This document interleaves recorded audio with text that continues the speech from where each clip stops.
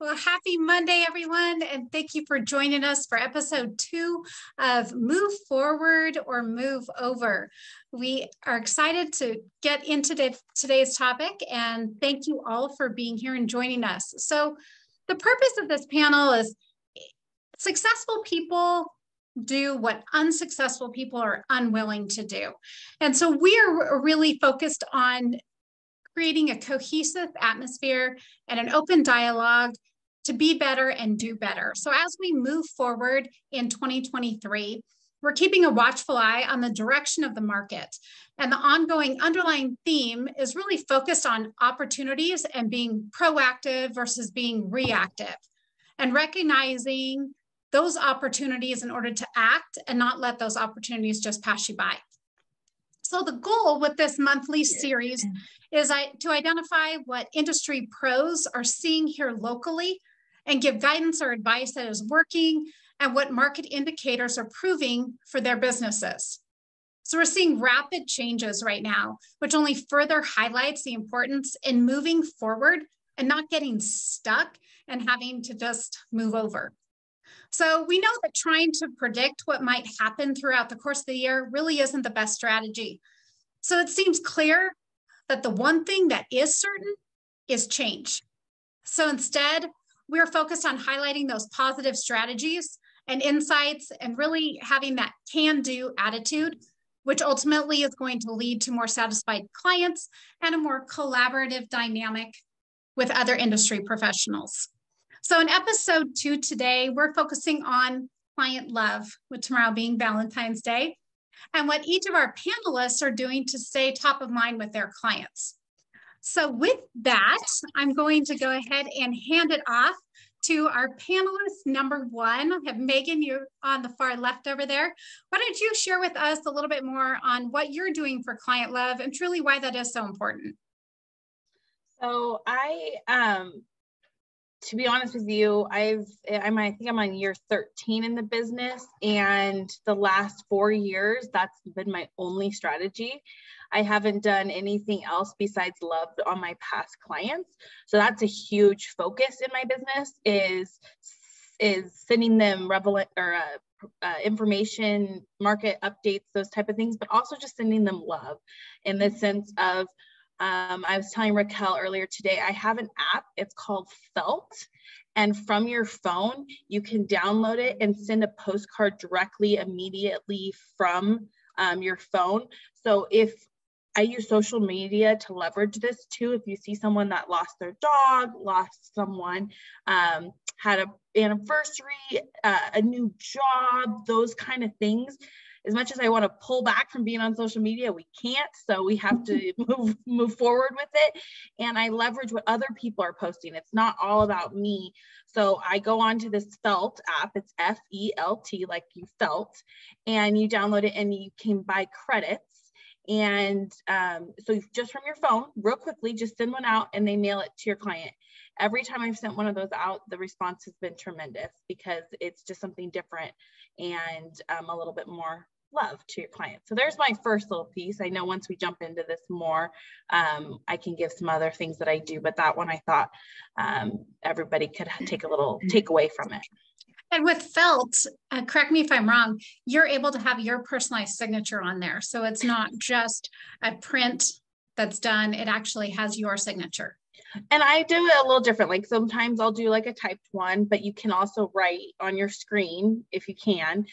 So it gives you options. You can do, say they just sold and you're doing a just sold picture out front. You can snap that photo, send it to them. You could even schedule it to be sent in a few months once they're settled in, and just like, congrats, hope you're still loving your home, those type of things. So you can do a photo, but they also have some generic ones that you can look through that you can use too. So they really do cater to using either or. But again, you know, my biggest thing is I even have it on my thing, quality over quantity. So that's my motto, is always giving people that feel good moment, and the quality of my service is the most important factor for me. Right. Right. Shandy, you want to jump in next? Sure.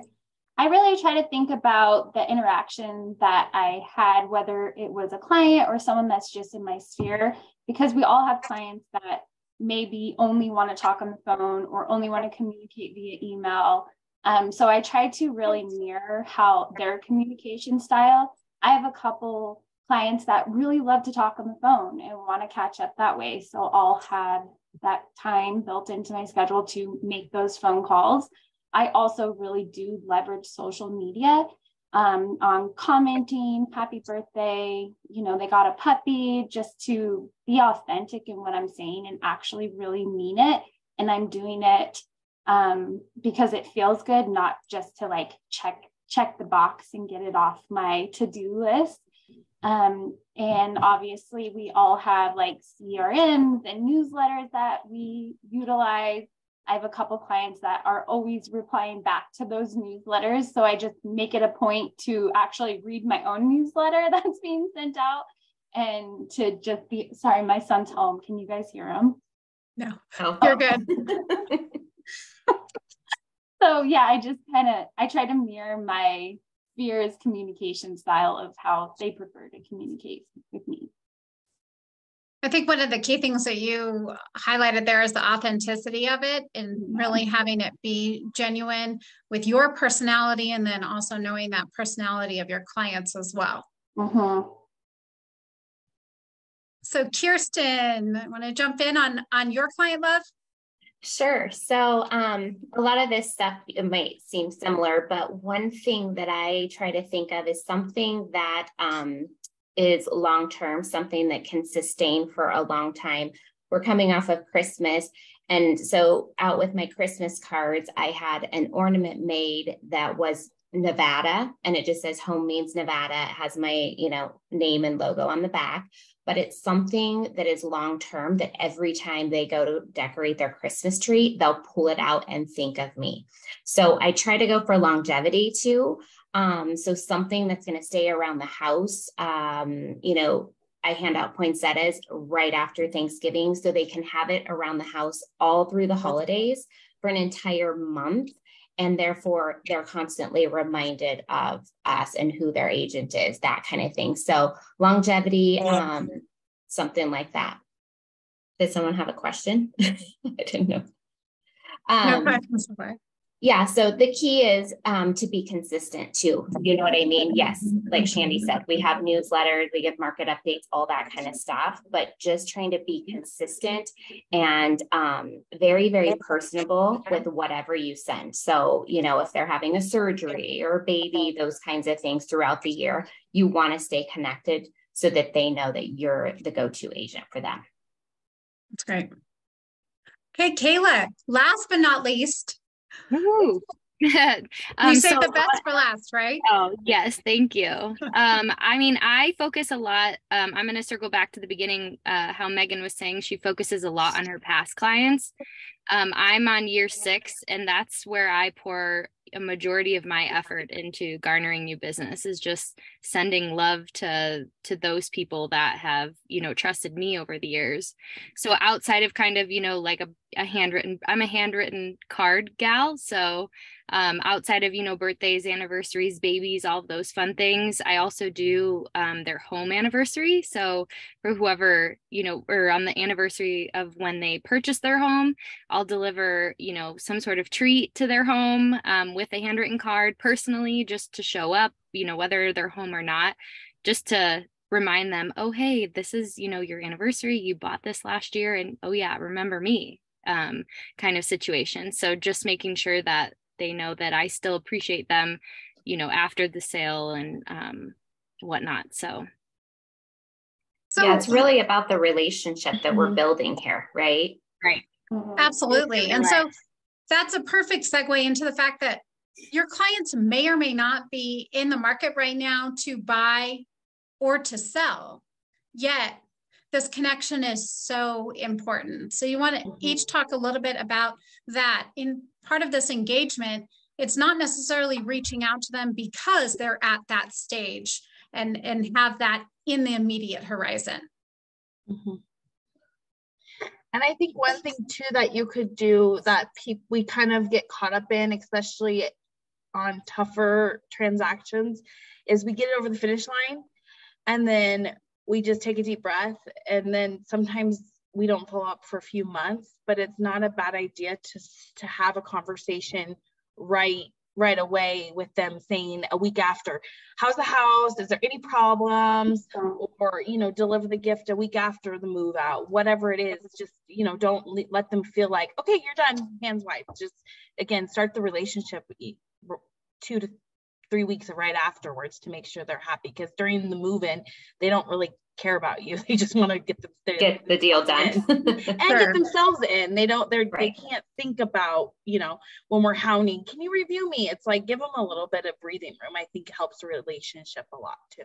And I think that goes back to operations too. Like, it's not just done, like you said, Megan, right after we close, it's ongoing. So make sure you have that, whether, calendared or whatever, reminders, that kind of thing, so that you do touch base with them, regularly, and when that is, not just on a whim.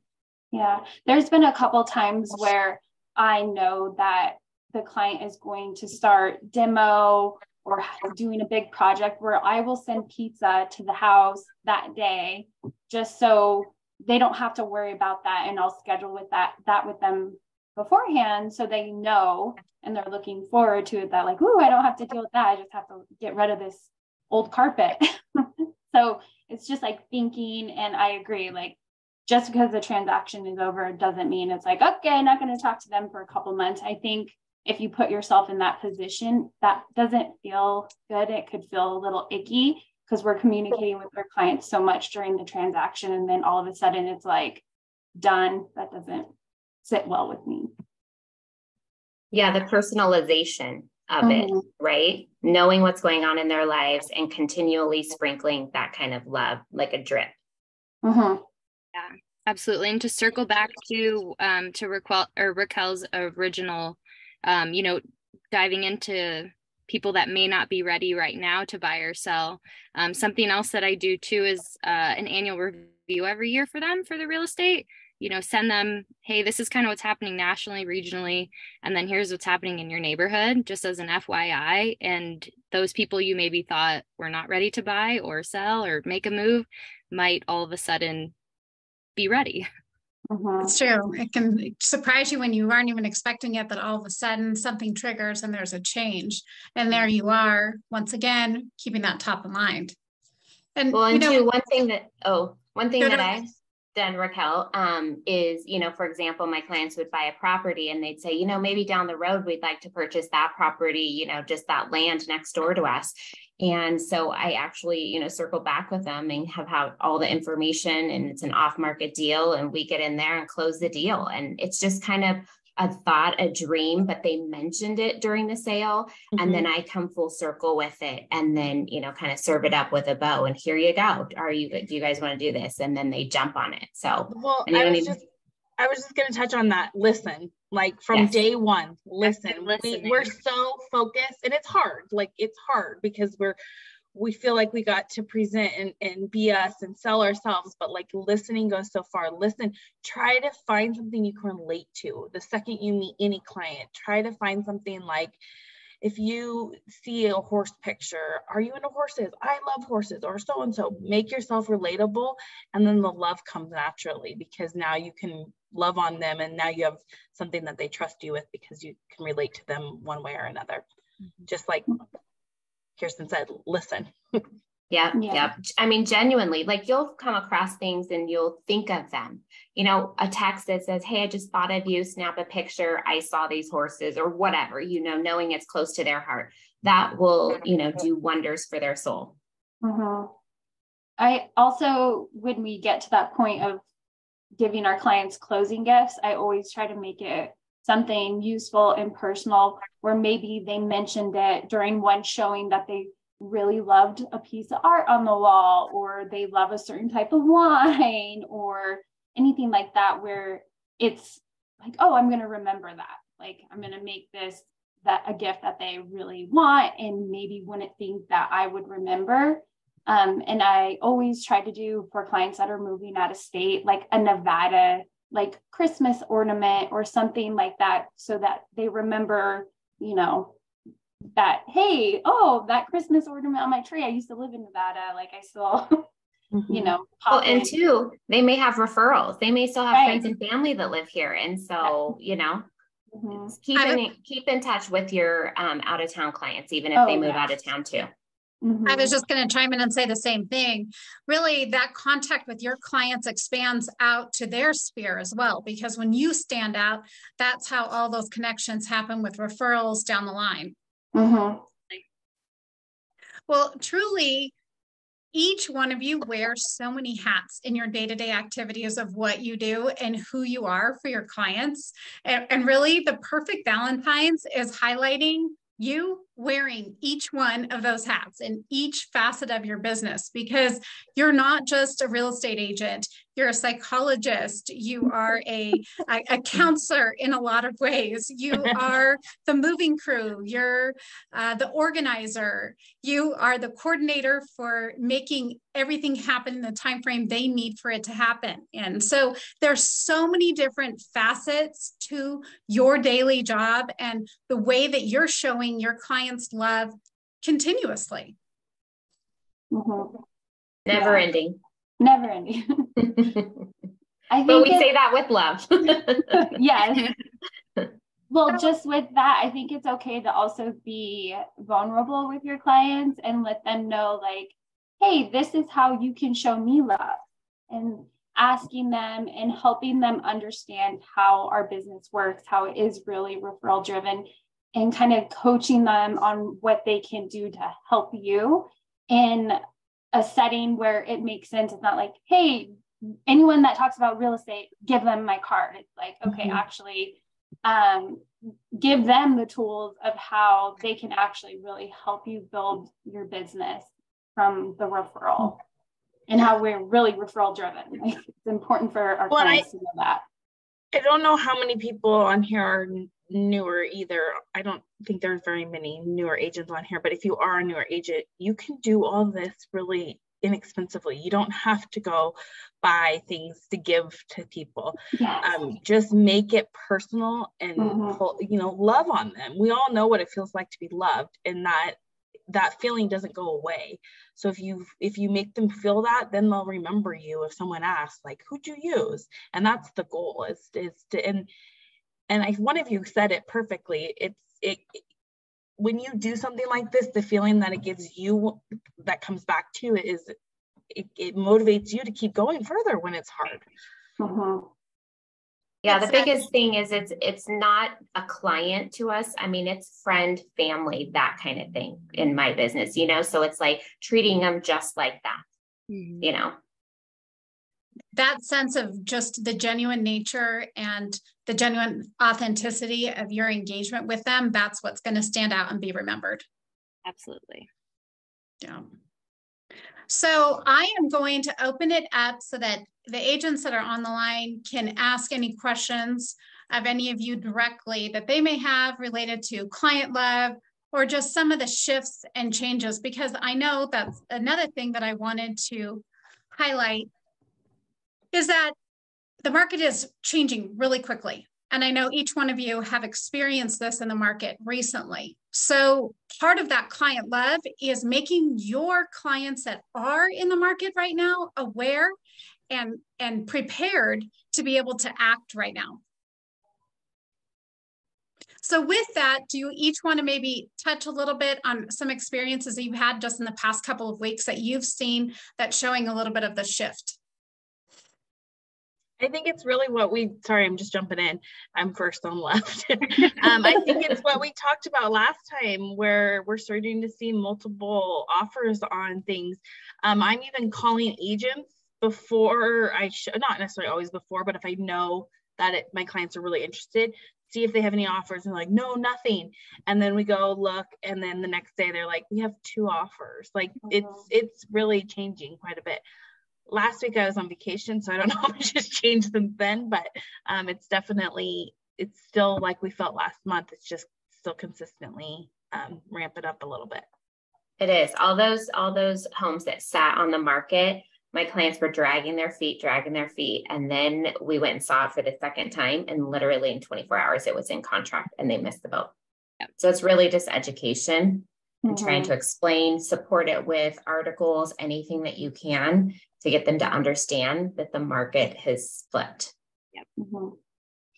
And I don't know about the other ladies on the panel, but I'm getting more inquiries from buyers and investors, not sellers. So that kind of leads me to believe that it's still going to continue to be an inventory issue where the supply and demand is not looking strong in spring. So I think it's just that education and providing the information in a way that doesn't feel like pushy, but just providing knowledge. But you're a valuable resource. Yes. Mhm.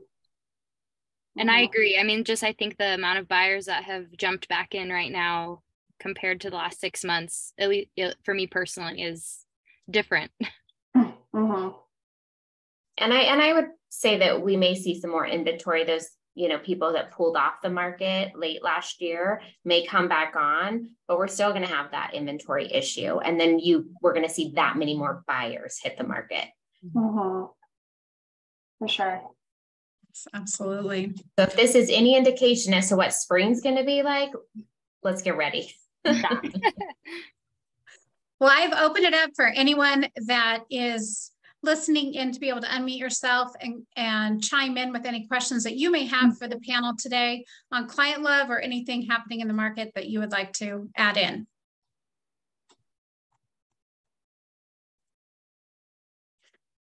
So far, no one's chiming in, ladies. You gave a full, thorough explanation of client love and what you are doing right now. Well, I have to say that from the title side, we've definitely seen instances where there are, again, multiple offers that are coming in on properties. And we hadn't seen that for a brief little bit there. And now all of a sudden that is coming right back in. So like you said, being that valued resource, so your clients truly are prepared and not left in that situation where they're kind of up against a wall and again, fighting for a property that may have already been on the market for several weeks, couple months, that now is being having multiple offers that are coming in on it. Mhm. And I think the other part of that, which we all know, is having those key partnerships with the lenders to be able to help with that education for your clients and be a true valued partner with you. Right. And making sure that their team that surrounds them is giving them all the same information. It's not just coming from us as agents, but their lender, things like that. Other people are telling them, what they're seeing in the market as well. I think part of that love too is when you have that alignment of resources that you can connect your clients with, it really adds to that genuine authenticity of you, because it's not just trying to sell them on something or someone. It's having truly personalities in alignment with you that you trust, that your clients can feel trusting from you in giving them that information. Absolutely. Agreed. Because I know after the fact too, once you close escrow, you are that valued resource to your clients for any remodel work that they need to have done, anything that needs to get fixed, any landscape work. You are the resource. You are the point person. Again, wearing all those different hats of all the roles that you play. Yay. So we love our real estate agents, and we love all of the work that you do with your clients and really providing so much value in the marketplace. Thank you. So I'm going to give everyone one more chance to ask any questions.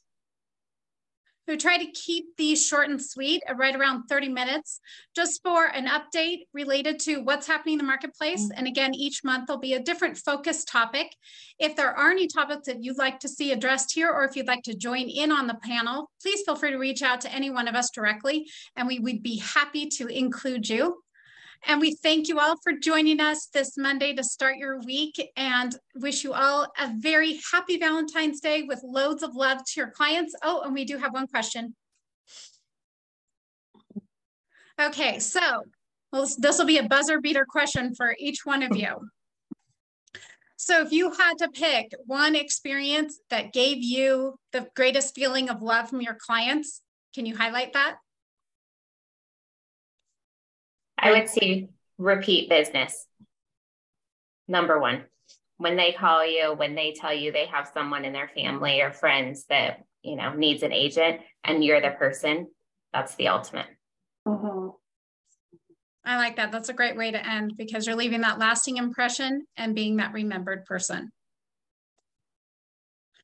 Well, we thank you. And ladies, I appreciate you being on the panel today and being able to share your expert knowledge in today's marketplace. And we look forward to doing this again next month.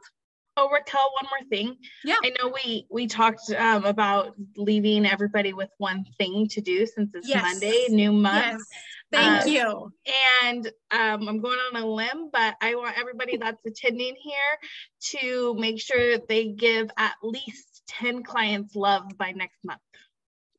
I love that. Megan, I do love that. Is that achievable? Oh, yeah. Yeah. Okay. That's easy. Okay, good. So yeah, that's one thing we did talk about. So every month we will leave you guys with one thing to do that may help your business. That's the accountability part, right? Yes. Mm-hmm. Yes. We all need it. Okay. Okay. Thank you all Thank again. you. Thank Happy you. Monday. Shandy. Okay. Everyone's jumping off. Have you ladies been touring any new home communities lately? Okay, there we go. Now it's just us. I haven't. Say that again. I was wondering if anyone has been touring new home communities lately. I was down in the Genuine South off of Jacks Valley area, and they got some pretty good incentives going on and wanting to receive offers even under. Mm-hmm. Oh, really? Good to know. Yeah. So I That's had, All how- the things.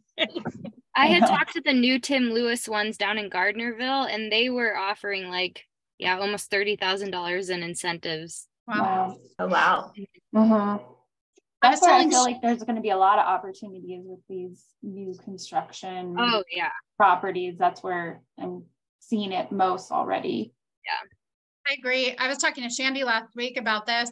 Given the fact that we know there's shortage of inventory, so just adding to the demand for any homes that do come on sale, there could be some opportunities for semi-custom builders who are willing to work with agents. Given the fact that there is still a decent amount of vacant lots that are just sitting that people may not have any intentions to build on. So if there can be some of that farming effort going towards those lots and those people are willing to sell, it's a way to be able to get people into areas that they want to be in, be able to have a home built and have the builder be able to cooperate with you as the agent for kind of putting all that together. Mm-hmm. Because I know that I think we are going to have that inventory increase this spring, but I think for every home that comes on the market, I saw a statistic that for every home on the market, there are 5 or 6 buyers ready right now to purchase it. I think there's a lot more buyers out there hovering the market that we may not even know about it, but they're waiting till more stuff hits the market that appeals to them. And then that's when you're going to get the pull the trigger really quick, transaction, because they're out there. They're just waiting. Well, And think I think about how many of your own clients you have waiting. I was just going to say, Right. Yeah. Well, yeah. Yeah. or ones that don't want to list their house because they're waiting for that house to pop on. That just whole domino effect. Right. Right. Plus, they're realizing that home prices are not going to all of a sudden just tank. So Yeah. they're kind of waiting, The fear thinking is, that the yeah. bottom's going to fall out. And they're realizing it's really not. Well, they're finally getting the message after we've been preaching this for how long? Yeah. It's kind of crazy. I think when Kirsten and I think we're talking about this. We had 2 escrows just last week that one went for $15,000 over asking, and the other one went for $35,000 over asking. And we hadn't had any that went for over asking since, for quite a bit. And that was 2 in the same week.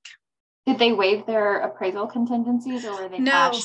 No, so I have not seen that happening yet, where they're waiving the appraisals again, just the over asking, or that they were waiving or doing a cap on repairs at a pretty small amount.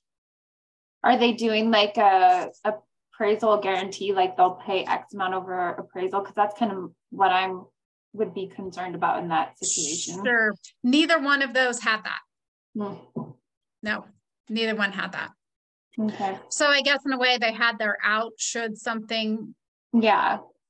Do we want to discuss what topic we want to do next month? For next month. Ideas? Yes, for next March. month. Yes. And I'll get good lighting for next month. It's hard. Great, Megan. It looks great. To me, it looks black and white, like grayscale on my computer. So wait. Perfect. It goes with the brand. Yeah. Yeah. There you go. Gotta get that turtleneck. Yeah, there you go. Okay, so for March, The 13th, right? yeah. So that's right before St. Patrick's Day. Ooh. So we could like how to get lucky. Yeah, I was gonna say, how to no. find lucky. Yeah, I was gonna say how to get lucky, or I was gonna say finding gold at the end of the rainbow, where that is. Yeah. So thinking about ways in the market to find that gold. Yeah, I don't know. You're creative with this stuff. Let me. But if we did the finding gold, what would we be talking about? So I think finding the gold, like even Shandy, what you're talking about, some of the incentives that the builders are offering. Oh, okay. And ways to be able to find the housing. Yeah. Okay. Almost identifying different opportunities. Yep. Like assumable loans and stuff like that. Okay. Yep. Or seller That's finance. good. Like thinking outside the box. Yeah. Finding the gold. I can talk about my off-market deals. That seems to be a thread for me right now. I don't know why, but Well, that's great. I want that. Okay, well, that's not for sale, but let me make a phone call. Yeah. Yeah. I think that would be really good because it would hit on different parts of the market. Mm-hmm. And then I think maybe there could be something related to relocation opportunities, given the fact that we have so much industry coming into this area, and what that looks like with connections for the relocation part of it.